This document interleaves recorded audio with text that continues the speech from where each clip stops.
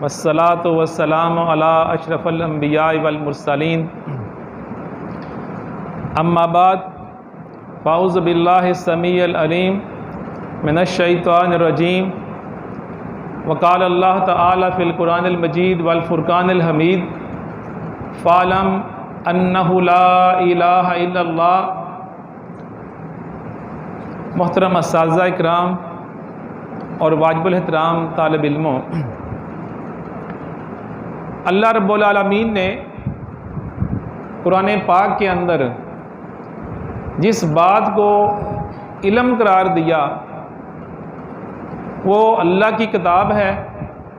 اور پیارے آقا علیہ الصلوۃ والسلام کی حدیث ہے۔ تو اللہ رب العالمین فرماتے ہیں کہ فعلم، پس تم اس بات کا علم حاصل کر لو، انہ لا الہ الا اللہ، کہ اللہ کے علاوہ اس کائنات میں کوئی اور ایسی ہستی نہیں جو کہ عبادت کے لائق ہو۔ الحمدللہ آج جس محفل میں، جس مجلس کے اندر آپ تمام لوگ تشریف فرما ہیں، یہ انتہائی بابرکت اور سعادت والی مجلس ہے، جس میں ہمارا ایک طالب علم زید عمران حافظہ اللہ، جس کو اللہ رب العالمین نے اپنی کتاب کو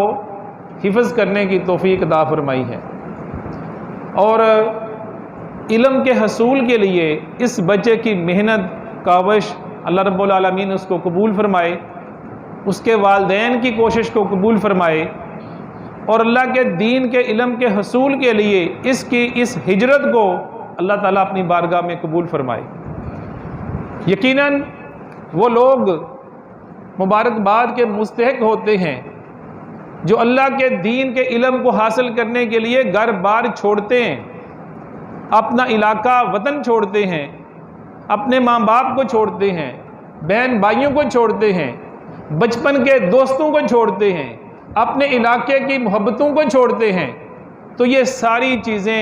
محض اللہ کی رضا کے لیے، اللہ کے دین کے علم کے حصول کے لیے یہ قربانی دینا یہ کوئی چھوٹی بات نہیں ہے۔ واجب الاحترام طالب علموں،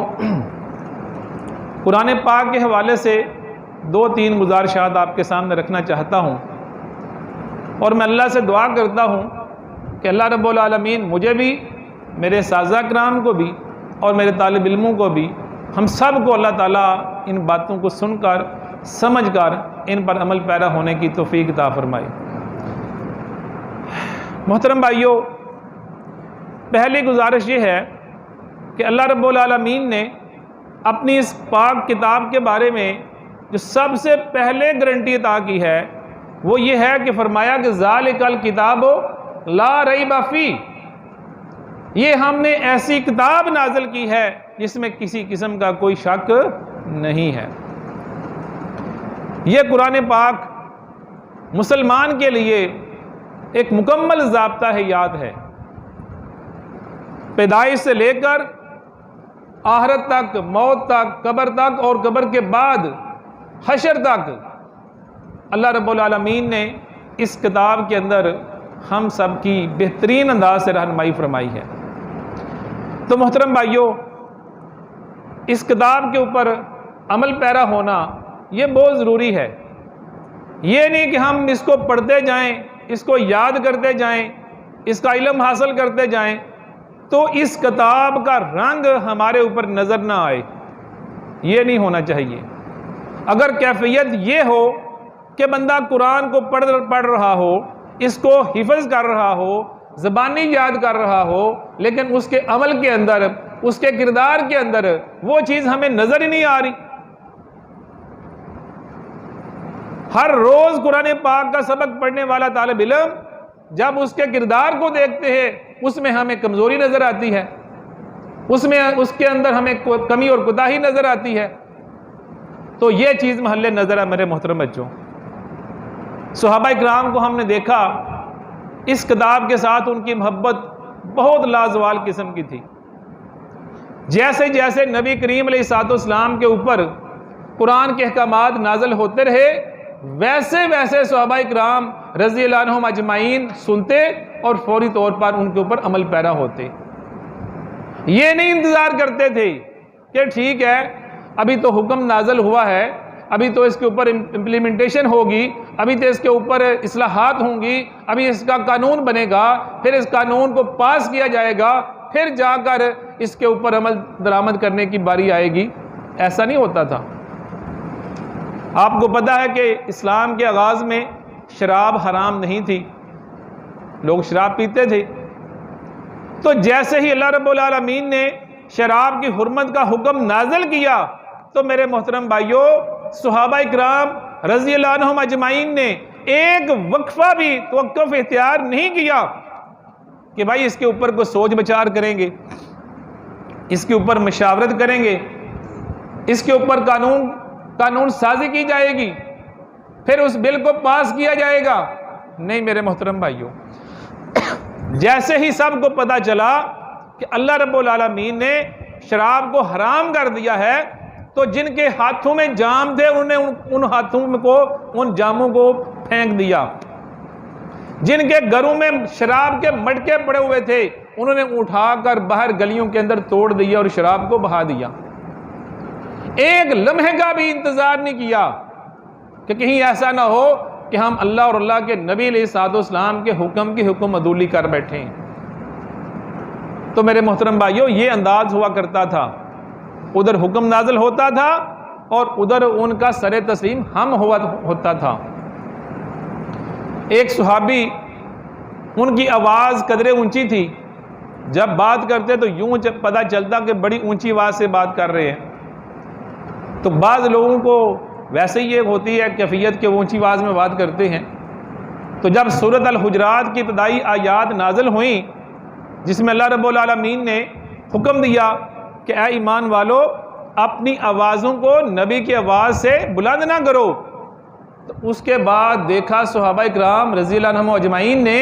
کہ وہ صحابی جب اللہ کی نبی علیہ الصلوۃ والسلام کی مجلس میں آتے تو کبھی ان کو بات کرتے ہوئے نہیں دیکھا گیا. اس ڈر سے انہوں نے بات کرنا چھوڑ دی کہ کہیں ایسا نہ ہو کہ میں بات کروں اور میری آواز نبی علیہ الصلوۃ والسلام کی آواز سے اوپر نہ چلی جائے. تو میرے محترم بھائیوں بے شمار مثالیں ہیں قرآن پاک کے اندر اس انداز میں کہ جیسے ہی کوئی حکم نازل ہوتا تھا صحابہ اکرام فوری طور پر اس کے اوپر عمل پیرا ہوتے تھے. جیسے سورۃ نور نازل ہوتی ہے، مسلمان خواتین کو اللہ رب العالمین کی طرف سے پردے کا حکم نازل ہوتا ہے. اب اس رات کو جس رات یہ پردے کا حکم نازل ہوا مدینہ کی گلیوں میں سحری کے وقت فجر سے پہلے شور کی آواز تھی، ہر گھر کے اندر سے باتوں کی آواز آ رہی تھی. وجہ اور سبب یہ تھا کہ تمام خواتین اپنے اپنے پردے کا بندوبست فرما رہی تھیں. یہ نہیں سوچا کہ رات کو تو حکم نازل ہوا ہے، کل دیکھیں گی، دن نکلے گا، اللہ کے نبی علیہ الصلوۃ والسلام ہم کو حکم دیں گے، ہمیں حکم دیں گے بھائی اس انداز سے یہ کرنا ہے، ایسے کرنا ہے. نہیں میرے محترم بھائیوں، جیسے حکم رات کو نازل ہوا صبح کی نماز خواتین نے پردے کے ساتھ ادا کی. تو محترم بھائیوں، محترم طالب علموں، یہ قرآن کا اعجاز ہے، یہ قرآن کے ساتھ ہماری محبت ہونی چاہیے، یہ قرآن کے ساتھ ہماری مودت ہونی چاہیے. اس انداز میں ہم اپنے اس قرآن کے ساتھ اس انداز کے ساتھ اپنی محبت کو پیش کریں کہ جیسے جیسے ہم قرآن کو پڑھتے جائیں جو پڑھ رہے ہیں وہ چیز وہ قرآن ہمارے اوپر اس کا اثر نظر آ رہا ہو. لیکن محترم بھائیوں یہ کیا بات ہوتی ہے کہ جیسے جیسے قرآن پڑھتے جاتے ہیں ویسے ویسے ہمارے اندر عمل کے اندر سستی کمی اور کوتاہی واقع ہونا شروع ہو جاتی ہے. جیسے جیسے احادیث پڑھتے جاتے ہیں ویسے ویسے ہماری نمازوں کے اندر سستی واقع شروع ہو جاتی ہے، اذکار کے اندر کمی آ جاتی ہے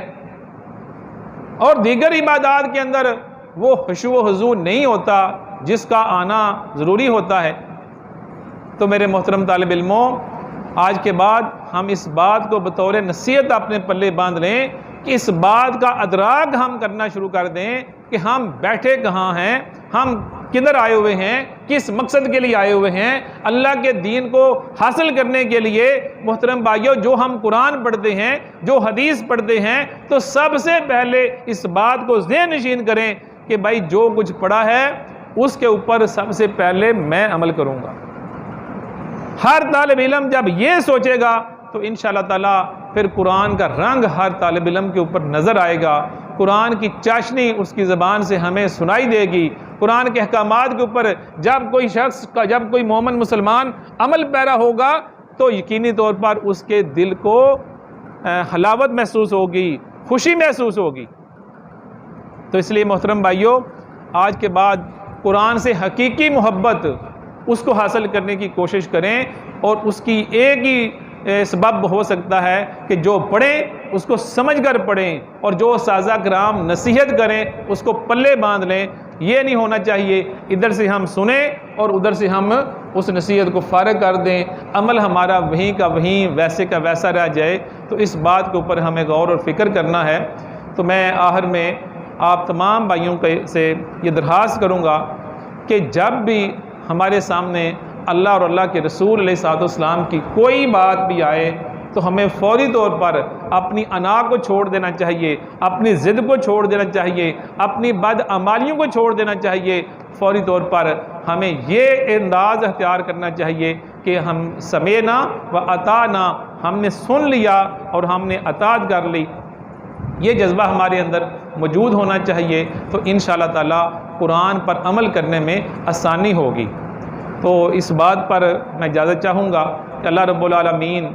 زید عمران کے اساتذہ کرام کو صحت اور تندرستی والی لمبی زندگی عطا فرمائے، جو الحمدللہ یہاں پر عرصہ دراز سے محنت کروا رہے ہیں، کوشش کر رہے ہیں کہ اس علاقے کے اندر نوجوانوں کے اندر قرآن کی تعلیم وہ عام ہو، نوجوانوں کے سینوں میں قرآن کی تعلیم وہ عام ہو، وہ اس قرآن کو اپنے سینوں میں حفظ کر لیں، محفوظ کر لیں، اور ہمیشہ اس کے اوپر باعمل رہنے کی کوشش کریں۔ تو انشاءاللہ تعالیٰ اللہ تعالیٰ ان کی محنتوں کو قبول فرمائے، اللہ تعالیٰ تمام اساتذہ کی محنتوں کو قبول فرمائے، اللہ رب العالمین ہمارے ان بچوں کی کوشش کو، کاوش کو قبول فرمائے۔ جزاک اللہ خیر، وما علینا الا البلاغ المبین۔